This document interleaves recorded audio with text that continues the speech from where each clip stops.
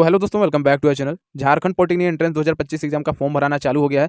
जो candidate online apply करना चाहते हैं, खुद से ऑनलाइन अप्लाई करना चाहते हैं, आप सभी या तो 10th पास होंगे, 10th या 11th किए होंगे, 12th किए होंगे, जो भी है अपेयरिंग भी है, तो आप इसका फॉर्म भर सकते हैं।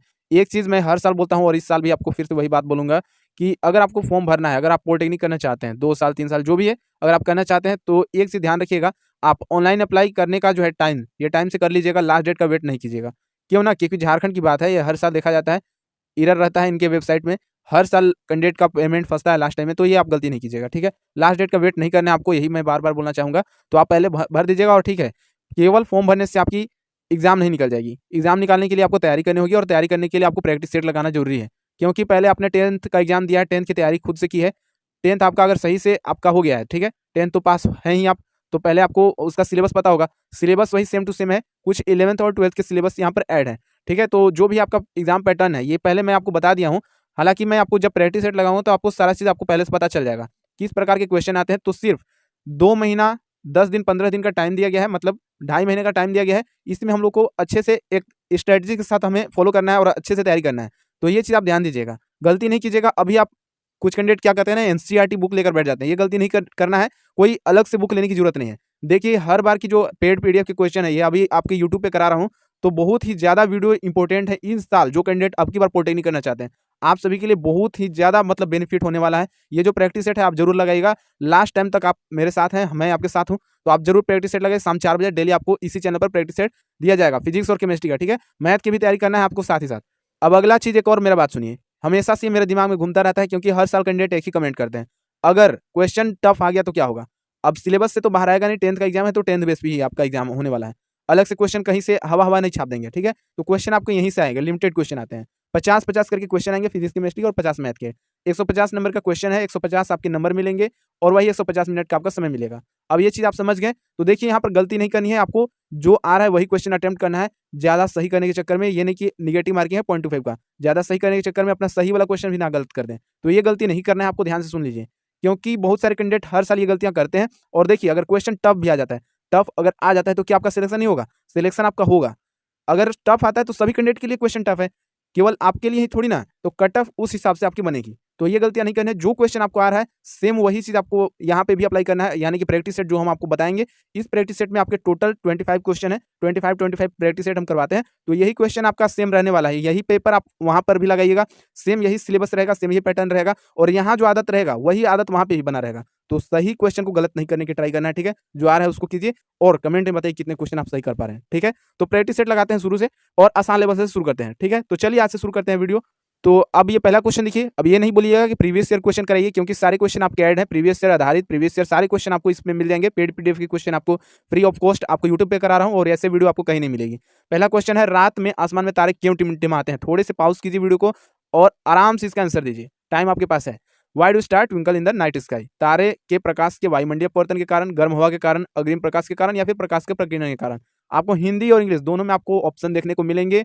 यहाँ पर तारा भी टिमटिमा रहा है, आपको ध्यान से देखना है, ऑप्शन आपको राइट आंसर बताना है, ठीक है? बताइए कौन सा इसका राइट आंसर होगा। इसी प्रकार से हम करेंगे, पहला दिन है तो थोड़ा सा ज़्यादा टाइम ले लिए, इतना टाइम लेंगे नहीं, ठीक है? जल्दी-जल्दी सारे क्वेश्चन को करेंगे, क्योंकि ज़्यादा टाइम है नहीं, वैसे 2 ढाई महीने का समय है, तो इतना ही में हमको सारा चीज़ देखना है। जल्दी-जल्दी सारा चीज़ जो सिलेबस है इसका निपटारा करना है। तो देखिए, रात में तारे टिमटिमाने के क्या कारण हो सकते हैं? थोड़ी-सी अपने से दिमाग लगाइए, क्यों टिमटिमाते हैं तारे? तो देखिए, अगर आपने थोड़ा-सा भी 10th में अच्छे से पढ़ा होगा तो आपको शायद पता होगा कि जो लाइट का एक फिनोमिना होता है, एक नेचर होता है, ये होता है वायुमंडलीय अपवर्तन। देखिए, प्रकाश में तारे क्या होते हैं ना, तारे जो होते हैं ये हमसे बहुत ज़्यादा दूर होते हैं। ग्रह की अपेक्षा, प्लेनेट की अपेक्षा बहुत ज़्यादा दूर पे होते हैं, तो उनके बीच में जो हवा होता है ये हमेशा चलते रहता है, आपको पता है ना? इसी के कारण क्या होता है, यहाँ से हम जो दिखते हैं तारे, ये बहुत ज़्यादा दूर हैं, तो उनके बीच एक वायुमंडलीय मतलब क्या होता है उसको, एटमॉस्फेरिक रिफ्लेक्शन बीच में बनता है, जिससे हमें क्या होता है, तारे जो है टिमटिमाते हुए दिखाई देते हैं। तो आप शायद थोड़ा-सा अगर देखें तो आप सोच रहे होंगे कि भाई ग्रह क्यों नहीं टिमटिमाते हैं, प्लेनेट क्यों नहीं टिमटिमाते हैं? तो उसकी एक कारण है क्योंकि वो हमसे नज़दीक है, ठीक है? ज़्यादा नज़दीक नहीं है, फिर भी नज़दीक है ना, तारे की अपेक्षा नज़दीक है, इसीलिए हमें टिमटिमाते नहीं दिखाई देते हैं। दिन में क्यों नहीं दिखाई देते हैं?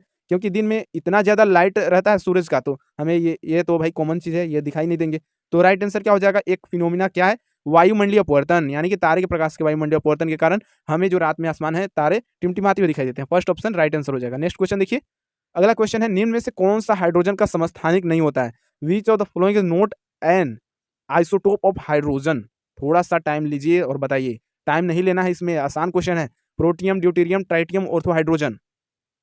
थोड़ा सा बताइए क्या होगा, आइसोटोप हाइड्रोजन का क्या होता है, इसमें से कौन कौन सा है और कौन कौन सा नहीं है। तो शायद अगर थोड़ा सा पढ़े होंगे अच्छे से तो पता होगा, प्रोटियम होता है, ड्यूटीरियम होता है, ट्राइटियम। ये क्या होता है, समस्थानिक क्या होता है, आइसोटोप क्या होता है, जिनके परमाणु संख्या तो समान होते हैं पर जो परमाणु द्रव्यमान होता है ये भिन्न भिन्न होता है। दोनों लैंग्वेज में समझाऊंगा, घबराइए नहीं, दोनों लैंग्वेज में समझाने की ताकत रखता हूँ। जिनके एटॉमिक नंबर समान होते हैं, इक्वल होते हैं, जिनके एटॉमिक मास ये डिफरेंट डिफरेंट होते हैं, ये क्या होते हैं, समस्थानिक होते हैं, आइसोटोप होते हैं। तो ये हाइड्रोजन का 3 समस्थानिक सेम है, बाकी ये जो चौथा समस्थानिक है ये समस्थानिक है नहीं, फालतू का ऑप्शन दिया गया है, तो यही आपका राइट आंसर हो जाएगा। अगला क्वेश्चन देखिए, थर्ड नंबर क्वेश्चन क्या है, आसान क्वेश्चन है भाई, हर साल क्वेश्चन इतना आसान पूछ दिया जाता है ना, लगभग मैक्सिमम कैंडिडेट ये गलती कर देते हैं। इस प्रकार का क्वेश्चन आपके एग्जाम में आता है भुलवाने के लिए। प्रकाश वर्ष किसका मात्रक है, what is the light year a unit of, what is light year a unit of, बताइए क्या होगा, दूरी, समय, आयु, प्रकाश तीव्रता, यानी कि distance, time, age, light intensity. अब देखिए ऑप्शन में भी आपके हिंदी इंग्लिश दोनों में है, तो कोई दिक्कत होने वाला नहीं है, आपको फालतू में मैं बोल रहा हूँ पर आप समझ जाइएगा, इतना तो आप समझने लायक हो गए हैं। प्रकाश वर्ष जो है लाइट ईयर, ये दूरी की मात्रक होती है, फर्स्ट ऑप्शन ही राइट आंसर इसका होगा। अगला क्वेश्चन 4 नंबर क्वेश्चन देखेंगे, चुंबकीय क्षेत्र के माप की इकाई। भाई सारे क्वेश्चन इंपॉर्टेंट हैं, अब मैं बार बार बोलूंगा नहीं, और ये मैक्सिमम क्वेश्चन आपके एग्जाम में आएंगे, हर साल आते हैं। What is the unit of measurement of magnetic field, option देखिए। अब क्या बताएं यार, कमेंट कर देते हैं ना कैंडिडेट, कोबाल्ट को इंग्लिश में क्यों नहीं लिखे, एम्पियर को इंग्लिश में क्यों नहीं लिखे, टेस्ला को क्यों नहीं लिखे, ओम को इंग्लिश में क्या अलग लिखना है, टेस्ला को, ओम को क्या अलग लिखना है, नहीं ना, हिंदी वही बात है। टेस्ला राइट आंसर होगा, चुंबकीय क्षेत्र के माप की इकाई होती है टेस्ला। अब देखिए जो 10th कैंडिडेट है ना, जो सिर्फ 10th करने के बाद पॉलिटेक्निक करने की सोच रहे हैं, भाई उनको प्रॉब्लम हो सकता है थोड़ी सी, क्योंकि यहाँ पर 12th के कुछ क्वेश्चन आपके ऐड होते हैं, जैसे ये शायद आपको नहीं पता होगा, जो 12th करके जा रहे हैं उनको तो ये शायद अच्छे से पता होगा। तो भाई एक और इसका आप याद रख लेना ना, वेबर पर मीटर होता है, एक और ये आप याद रख लेना, ये भी इसका मात्रक है, ठीक है, याद रखिएगा। अगला क्वेश्चन देखिए, 5 नंबर क्वेश्चन देखिए, निम्नलिखित में से कौन सा एक सदिश राशि है। तो भाई सदिश अदिश पढ़े हो कि नहीं, वेक्टर स्केलर शुरू से बचपन से पढ़ाया जा रहा है 9th क्लास से। What is the which of the following is not a vector quantity, बताइए तो, देखते हैं। भाई ये गलती नहीं करना प्लीज, विस्थापन, तापमान, ड्रैग, बल, मैं भी लगा हूँ, आप भी लग जाइए। अब तो तैयारी कर लीजिए, कितना दिन टाइम है, 2-2.5 महीने का टाइम है भाई, तैयारी कर लो। सदिश राशि नहीं है मतलब अदिश राशि है भाई, कंफ्यूज ना हो जाओ। विस्थापन, तापमान, ड्रैग, ड्रैग क्या होता है, ड्रैग भी एक फोर्स का ही प्रकार होता है भाई। डिस्प्लेसमेंट जो होता है ना, ये वेक्टर क्वांटिटी होता है, पूछा नोट अ वेक्टर क्वांटिटी, यानी कि अदिश राशि, यानी कि स्केलर क्वांटिटी, तो इसमें अदिश राशि, तापमान, temperature, second option right answer.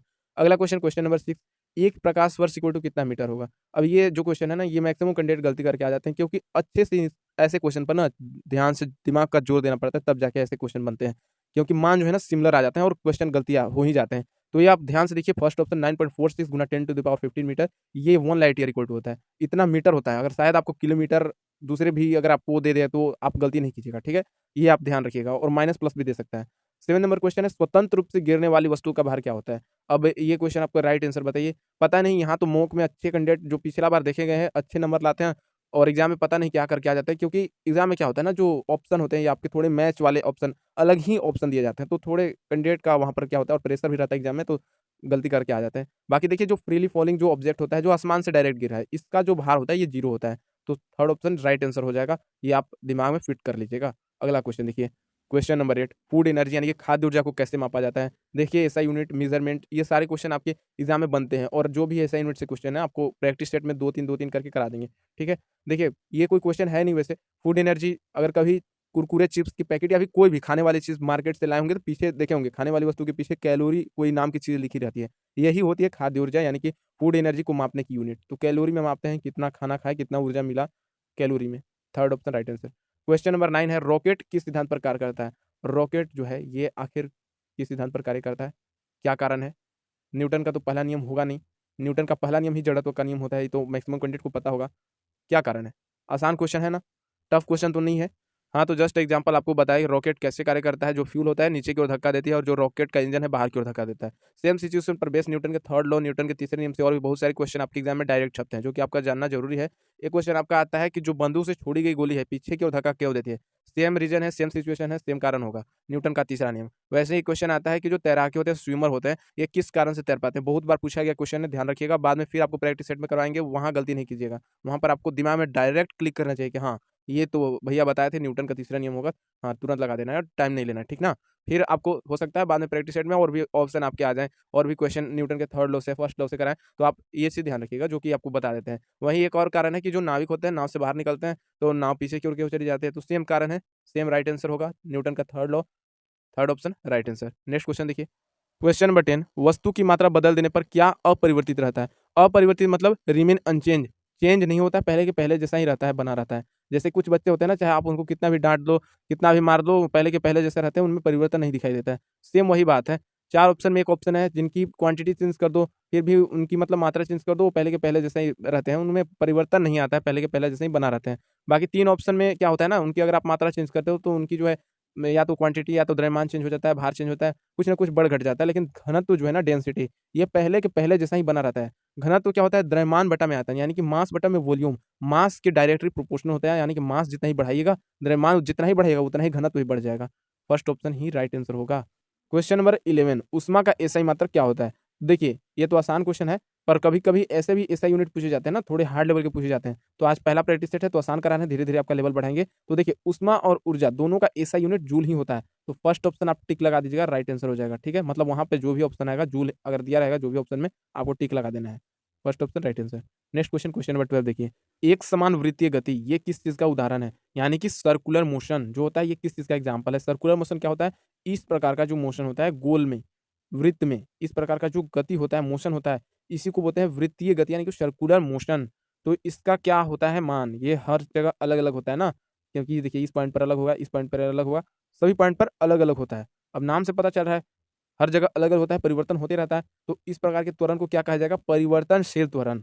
Second option right answer हो जाएगा। और इस प्रकार से जो आपको समझाने की कोशिश कर रहे हैं, ये अगर आप एग्ज़ाम में देने जाओगे ना, 100% याद रखना, आपको दिमाग में ज़रूर ऐसा प्रकार का आएगा, इमेज आपको दिमाग में बनेगा और आप सही करके आओगे, गारंटी है। ठीक है, राइट आंसर सेकंड ऑप्शन हो जाएगा। क्वेश्चन नंबर 13 देखिए, पृथ्वी का पलायन वेग कितना होता है? पलायन वेग क्या होता है? Escape velocity. जो कैंडिडेट पढ़े हैं ठीक से ना 10th के बाद 11th 12th, उनको ये क्लिक करना चाहिए दिमाग में। क्या इसका राइट आंसर होगा? पलायन वेग होता क्या है? एस्केप वेलोसिटी क्या होता है? देखिए, जब हम किसी भी ऑब्जेक्ट, किसी भी वस्तु को धरती से, अपना है धरती की बात करें, पृथ्वी, जहाँ पर आप लोग हैं, हम लोग हैं, यहाँ से किसी भी वस्तु को, चाहे आप पत्थर ही ले लीजिए, अगर पत्थर को आप ऊपर की ओर फेंकते हैं ना, आसमान की ओर, तो अगर 11.2 किलोमीटर, ये ध्यान दीजिएगा ना, जो फर्स्ट ऑप्शन है, 11.2 किलोमीटर पर सेकंड, 1 सेकंड में अगर 11.2 किलोमीटर फेंक देते हैं, तो ये हमेशा धरती से आउट ऑफ, मतलब जो एटमॉस्फेयर से बाहर चला जाएगा और वायुमंडल से बाहर निकल जाएगा, और हमेशा के लिए ये मतलब धरती पर आने वाला नहीं है, बाहर ही तैरते रह जाएगा। ठीक है? ग्रेविटी से बाहर निकल जाएगा। अब समझ गए? यानी कि इसका मान क्या होता है? 1 सेकंड में 11.2 किलोमीटर आपको भेजना है। सबका अलग-अलग होता है, चंद्रमा का अलग होता है, सब ग्रह का अलग-अलग होता है। बस आपको क्वेश्चन यहाँ से ही बनते हैं सिर्फ। तो आप ये रखिएगा याद, ठीक है? कि आपका जो पृथ्वी का पलायन वेग 11.2 किलोमीटर पर सेकंड होता है। नेक्स्ट क्वेश्चन, क्वेश्चन नंबर 14, आवृत्ति का एसआई मात्रक पूछा गया है। आवृत्ति का एसआई मात्रक 8th क्लास में पढ़ना था, हर्ट्ज होता है, second option right answer. Question number 15 देखिए, तैराकी में आई गति किस कारण होती है? अभी आपको समझाया कुछ देर पहले, तैराकी जो तैर पाते हैं, न्यूटन के तीसरे नियम या फिर गति के तीसरे नियम के कारण ही तैर पाते हैं। तो गति का तीसरा नियम, फर्स्ट ऑप्शन राइट आंसर हो जाएगा। अगला क्वेश्चन देखिए, क्वेश्चन नंबर 16, एक घड़ी की स्प्रिंग में जो संग्रहित ऊर्जा होती है, ये किस रूप में होती है? यानी कि जो एनर्जी स्टोर होती है, ये किस फॉर्म में होती है, आपको बताना है। देखिए, ऊर्जा के बहुत सारे रूप होते हैं और आपके क्वेश्चन यहाँ से आते हैं। अगर आप थोड़ा-सा भी पढ़े रहते हैं, क्वेश्चन आपको क्यों हार्ड लगते हैं? क्योंकि आप उसको पढ़े नहीं रहते हैं। अगर आप पढ़े रहेंगे तो आपको आसान लगेंगे। जैसे कि क्वेश्चन में कुछ है नहीं। अब बताइए कि घड़ी की स्प्रिंग में कौन-सी ऊर्जा हो सकती है? आप खुद एक बार अपने सोच के बताइए। क्या उसमें विद्युत ऊर्जा हो सकती है? प्रकाश ऊर्जा हो सकती है? ऊष्मा ऊर्जा हो सकता है? ऊर्जा के बहुत सारे रूप हैं। नहीं, नहीं हो सकते हैं।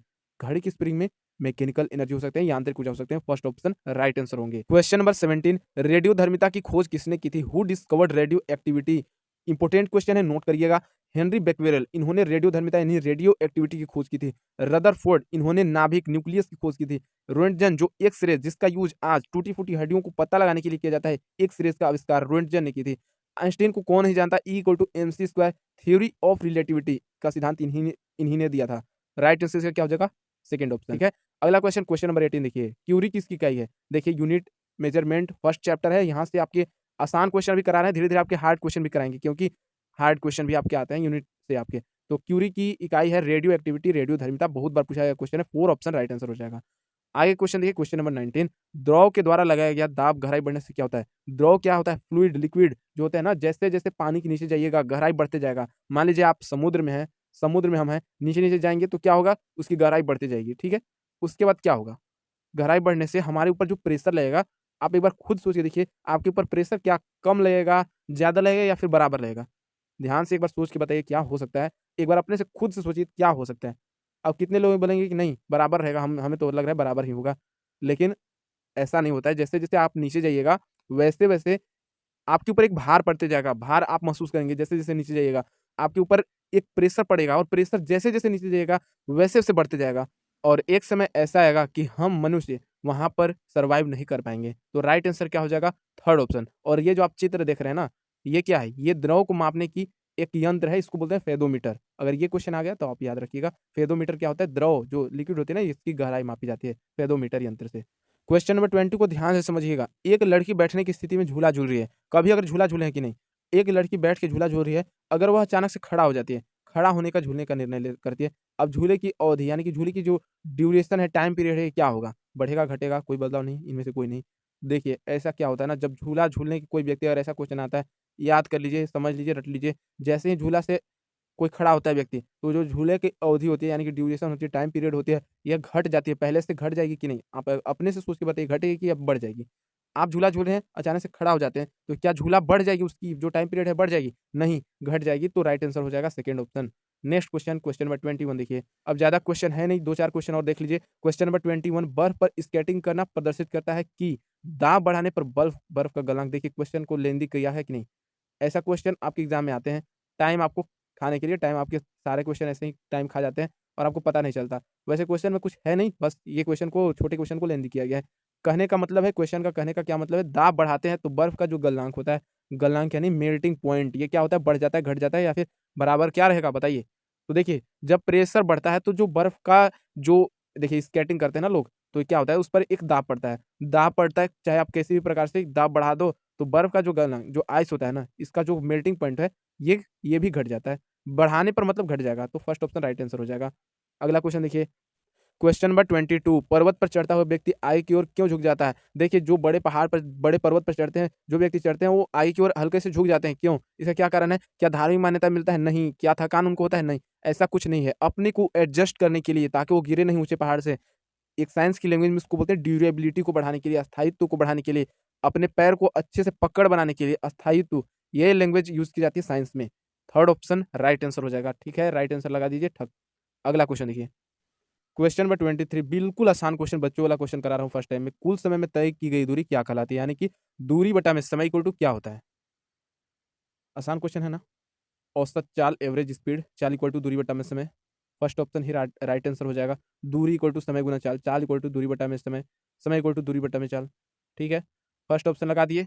लास्ट 2 क्वेश्चन देख लीजिए और फिर शाम 4 बजे फिर से हम लोग मिलेंगे। गिलास में पानी पर बर्फ तैर रहा है। यदि बर्फ पिघल जाए तो आयतन पर क्या प्रभाव पड़ेगा? देखिए, गिलास में पानी है, पानी पर बर्फ तैर रहा है, मतलब बर्फ है, बर्फ पिघल जाता है, तो आयतन क्या पहले से बढ़ जाएगा, घट जाएगा, क्या होगा? देखिए, पहले मैं भी सोचता था, अरे यार, पानी अगर बर्फ है, बर्फ पिघल जाता है तो आयतन तो बढ़ जाना चाहिए ना, पर ऐसा नहीं होता है, वही का वही रहता है, सेम पहले जैसा, जस का तस। आयतन वही रहता है, सेम पहले जितना था उतना ही रहेगा, चेंजिंग कुछ नहीं होगा, थर्ड ऑप्शन ही राइट आंसर होगा। अब लास्ट क्वेश्चन है, क्वेश्चन नंबर 25।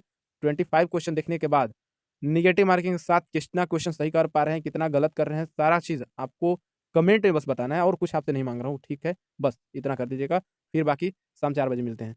लास्ट क्वेश्चन है, क्वेश्चन नंबर 25, बिल्कुल आसान क्वेश्चन है और ऐसे भी क्वेश्चन आपके एग्ज़ाम में देखने को मिलते हैं। अब ये मत कहना इतना आसान क्वेश्चन नहीं कराओ। देखो, मैं अभी आपको अब पहले आसान लेवल से शुरू करता हूँ ना, आपके थंबनेल पर बताया ना कि अभी आसान लेवल से शुरू करते हैं। पहले आसान लेवल को करते हैं, क्योंकि बहुत सारे कैंडिडेट ऐसे हैं जो 25 में 20 प्लस नहीं ला पाते हैं, अभी भी ऐसे कैंडिडेट हैं। आप भी हो सकते हो, दूसरे भी हो सकते हैं। आप सही हो, आप ज़्यादा कर पाए हो, अच्छी बात है। जो नहीं कर पा रहे हैं, उनको तो चाहिए ना कि हाँ, पहले मैं अपनी तैयारी देख लूँ, कितना आ रहा है, कितना नहीं आ रहा है। अच्छी बात है।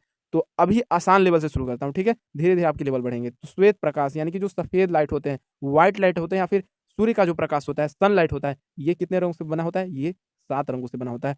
ऐसा क्वेश्चन भी देखने को मिला गया है कि श्वेत प्रकाश यानी कि सूर्य के प्रकाश में कितने कलर होते हैं? इनमें से कौन-सा कलर होता है, प्रेज़ेंट होता है, कौन-सा नहीं होता है? ऐसा भी तो आपको वीव क्योर पता होना चाहिए। बैनी जाह पिनाला, ये जो आपकी शॉर्ट ट्रिक है, आप याद रखिएगा। ये सारे कलर, 7 कलर जो होते हैं, ये श्वेत प्रकाश में मौजूद होते हैं और ये 8 क्लास या 7 क्लास में ही आपको पढ़ना था, ठीक है? तो राइट आंसर क्या हो जाएगा? First option. तो आसान क्वेश्चन था ना? कैसा क्वेश्चन लगा? आपको अच्छा क्वेश्चन लगा? प्रैक्टिस सेट कैसा था? क्या आपको ये पसंद आ रहा है? धीरे-धीरे आपको लेवल बढ़ाएँगे तो क्या आपको अच्छा लगेगा ना? तो ठीक है, अगर आपको अच्छा लग रहा है तो आप प्लीज़ कमेंट में आप बताइएगा कैसा आपको वीडियो लग रहा है, कैसा आपको आपकी तैयारी हो रही है, कैसा आपकी तैयारी पहले से था? तो फिर से मिलते हैं नेक्स्ट शाम 4 बजे, अगले दिन फिर से मिलते हैं, तो बाय, अभी के लिए बस इतना ही। Thank you.